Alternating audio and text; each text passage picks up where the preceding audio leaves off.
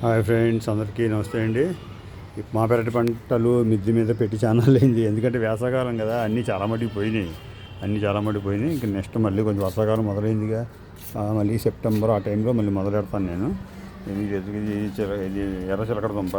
ఇప్పుడు ఇది వచ్చింది కదా, ఇదంతా కూడా చెరుకు గళ్ళు అనమాట. రెడీ అవుతున్నాయి చెరుకు గళ్ళు. ఇదంతా చెరుకు వేసాము ఇక్కడ.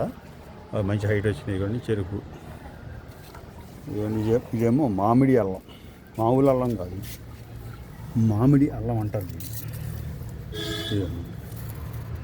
మామిడి. ఇంకో పక్కన ఇంకో పిలక వస్తుంది ఇక్కడ. ఇది ఇంకో పిలక వస్తుంది. ఇదిగోండి అల్లం. ఈ అల్లం మామూలు అల్లం కాదు. మనం ఎప్పుడు మసాలాలో వాడే అల్లం కాదు, మామిడి అల్లం అంటారు. కొంతమంది ఈ మనం మిక్చర్ అంటాం కదా, పిడత కింద పప్పు మిక్చర్ అంటాం కదా, వాటిల్లో కూడా వేస్తారు చాలామంది. మన ఇంట్లో కూడా వాడుకోవచ్చు. అదనమాట అండి. ఇవన్నీ తులసి మొక్కలు. ఇదంతా కూడా ఎండాకాలం కదా, ఈ మేడ మీద ఏమవుతుందంటే పాపం ఇవన్నీ చాలా మటుకు దెబ్బ తినేసినాయి. ఈ జాన్ చెట్టు మటుకి మనం కాయ కోసం ఇగో 2 పిందెలు ఉన్నాయి. ఇక్కడ 2 మొక్కలు వస్తున్నాయి.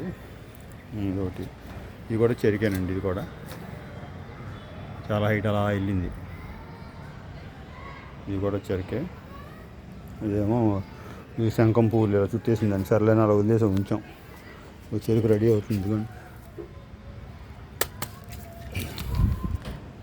లోపల ఎంత చెరుకు చూద్దాం. ఎందుకంటే కుండీలో కదా పెద్దగా రాదు, తినే సరదాగా వేసాం, వస్తుందని బాగానే వచ్చింది. ఆ చుట్టుపక్కల కూడా పిలకలు వచ్చేస్తాయి మొత్తం. చూసారుగా, ఇదిగో